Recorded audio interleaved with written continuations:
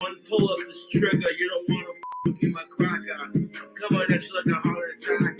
Cause your fucking shit's psychotic and you're mad whack. You stupid ass transition cracker. Okay, I'm an asshole with a heart of gold. I wear my heart on my sleeve. And on top of that, I try to see the good in everyone except people who don't deserve it. Dude, please leave me alone. I can't control these fucking assholes. Fuck sickos.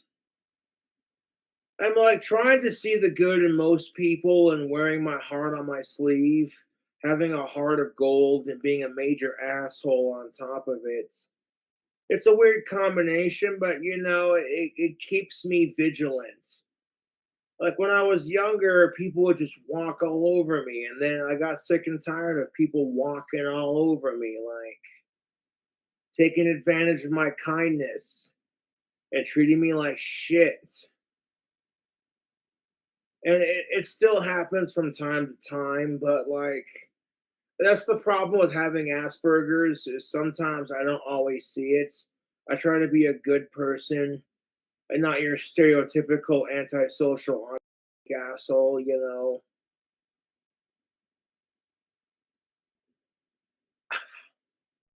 Ah, that's not bad. There's definitely enough coconut rum in there.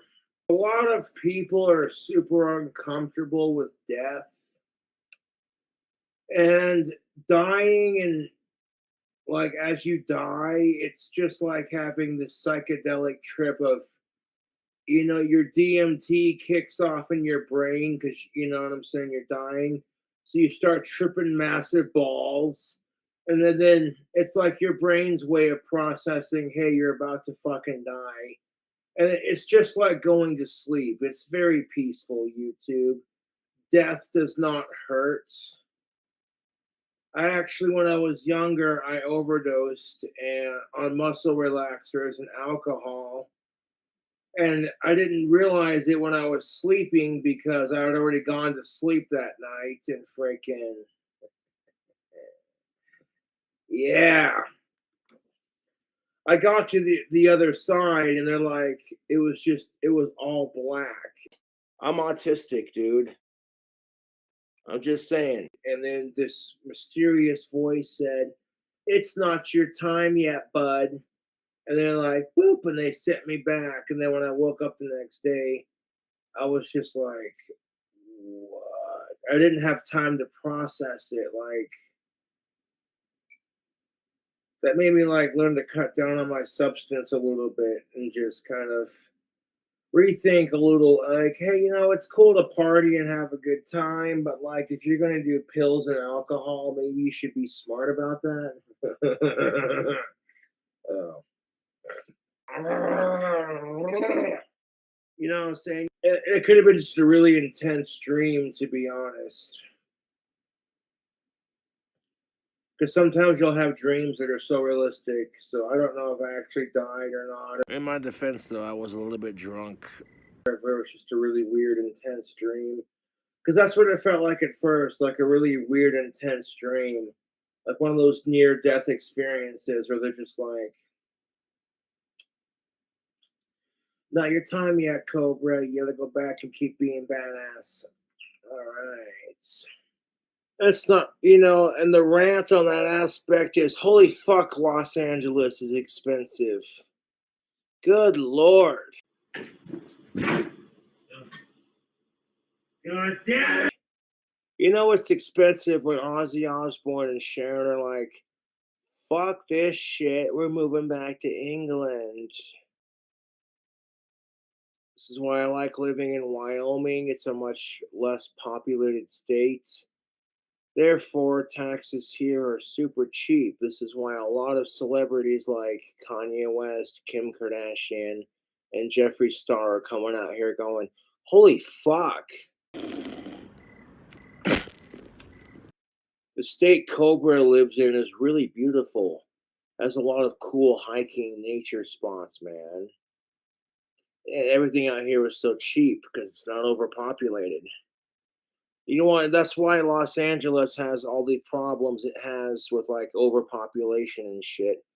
It's just the truth. Like Los Angeles is expensive because all these people live there, and no one stops and thinks that, hey, just because a lot of people live here that we can't be fair with the prices. No, fuck you. It's all about greed, money, and sex, right? Fuck off with it. For as much money as every fucking celebrity who lives in Los Angeles makes, if you make a minimum of $200 million and you can't afford to donate a small lump sum of $50,000 to help end homelessness in Los Angeles, if every celebrity contributed, there would be no homelessness. There wouldn't be people on Skid Row, you know. And to be fair, you can't help everyone. I get that. And some of these people don't want to be helped. They've become so accustomed to street life that they just refuse help. And it's sad, YouTube. I might have got my ass handed to me a couple times, but I did some ass kicking myself. Anyways, thanks for watching. You think that guy is not pissed off at all the assholes who are selling out? Like anyone can get views on their channel for showing off boobs.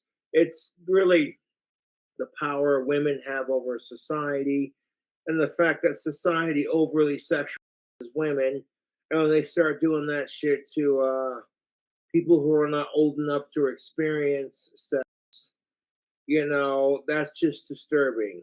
And that's where society needs to check itself. Like, you want to get pissed off because Amaranth is making more money than you on Twitch?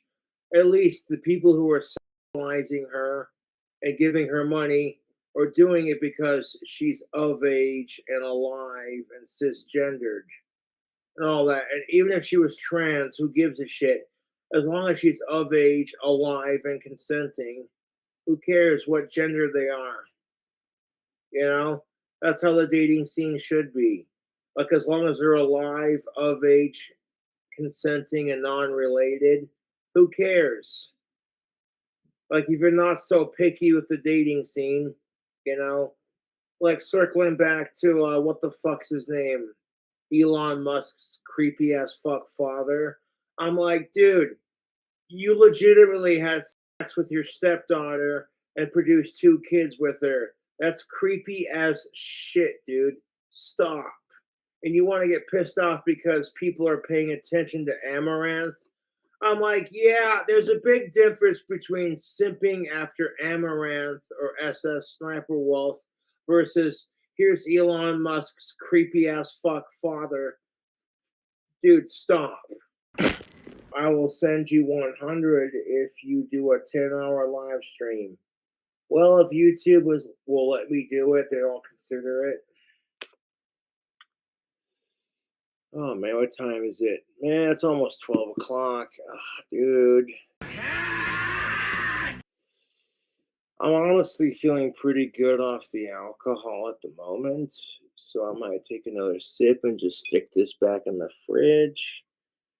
I know I said I was going to stay on stream and drink the whole thing before I get off stream, but to be honest, I got a good buzz going right now with all the drink that I've been doing today.